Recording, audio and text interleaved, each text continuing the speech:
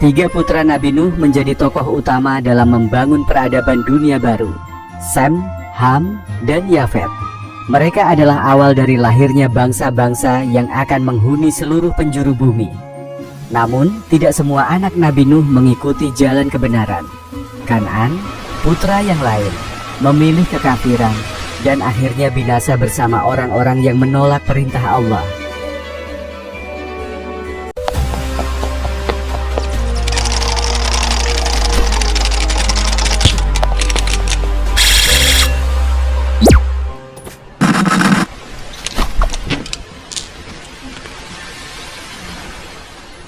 Setelah bumi dilanda banjir besar yang menghapus segala bentuk kehidupan kecuali yang berada di dalam bahtera, Nabi Nuh alaihi salam teringat sebuah momen yang paling menyentuh hatinya.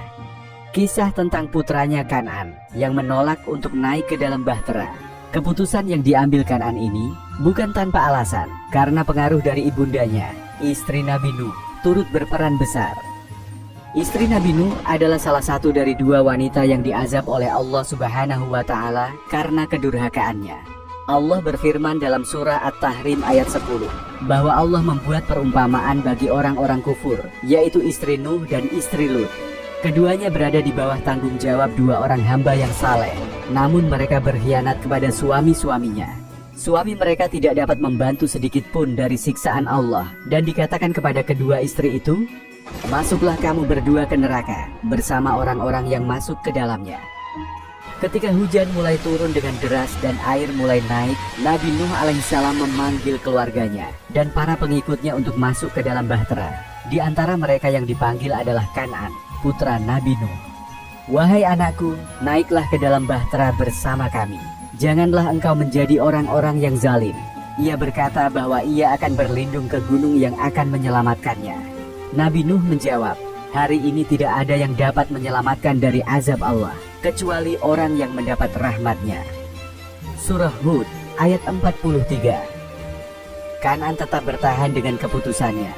Gelombang besar datang, memisahkan Nabi Nuh dari putranya. Banjir yang dahsyat menenggelamkan Kan'an. Hati Nabi Nuh hancur menyaksikan putranya terseret arus. Ia berduka atas kematian anaknya yang mati dalam keadaan kafir, tidak beriman, dan belum mengenal Allah Subhanahu wa Ta'ala. Setelah bahtera berlayar di atas air yang menutupi bumi, Nabi Nuh berdoa kepada Allah, menyampaikan kesedihan mendalam atas kehilangan putranya. "Ya Tuhanku, sesungguhnya anakku termasuk keluargaku. Sesungguhnya janjimu adalah benar, dan engkau adalah hakim yang paling adil." Allah menjawab doa Nabi Nuh, "Wahai Nuh, sesungguhnya dia bukanlah termasuk keluargamu. Perbuatannya adalah perbuatan yang tidak baik. Maka janganlah engkau memohon kepadaku sesuatu yang engkau tidak mengetahui hakikatnya. Aku menasihatimu agar kamu tidak termasuk orang-orang yang bodoh."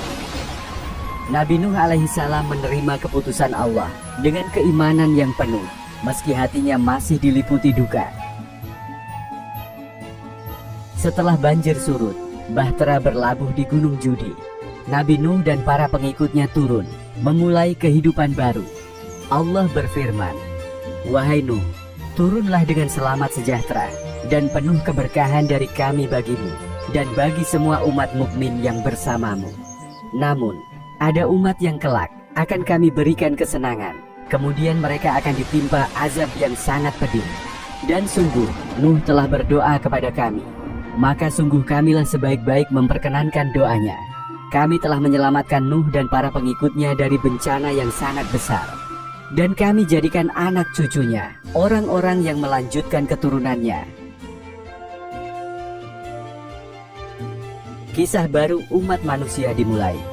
Di dalam bahtera Nabi Nuh terdapat hanya sedikit orang yang selamat. Ada yang mengatakan mereka terdiri atas 3 putra Nabi Nuh, istri mereka, serta anak-anak mereka. Ada pula yang meriwayatkan bahwa jumlah pengikut Nabi Nuh yang berada di bahtera tidak lebih dari 80 orang. Setiap makhluk hidup yang selamat di bahtera itu adalah cikal bakal kehidupan di bumi. Nabi Nuh yang dengan kesabaran luar biasa berdakwah selama ratusan tahun hanya mendapatkan 1 pengikut baru setiap 20 tahun. Tiga putra Nabi Nuh menjadi tokoh utama dalam membangun peradaban dunia baru: Sem, Ham, dan Yafet. Mereka adalah awal dari lahirnya bangsa-bangsa yang akan menghuni seluruh penjuru bumi.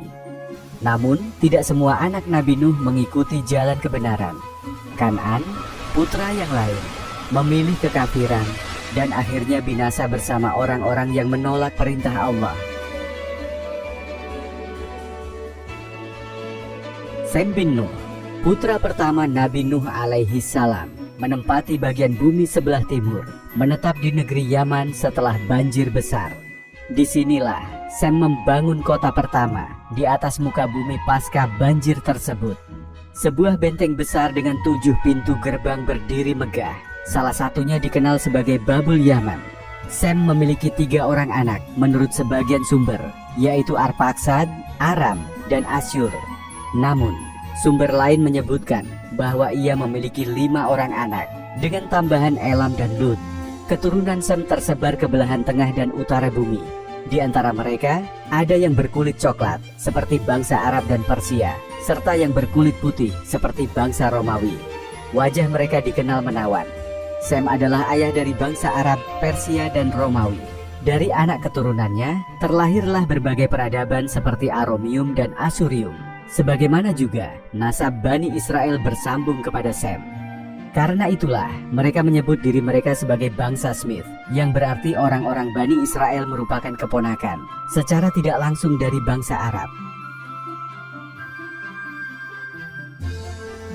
Ham bin Nuh, saudara Sem, menetap di belahan bumi Afrika setelah banjir besar. Penduduk Afrika memiliki nasab yang bersambung hingga kepadanya. Ham disebut memiliki 4 orang anak: Kush, Misraim, Fut, dan Kanaan.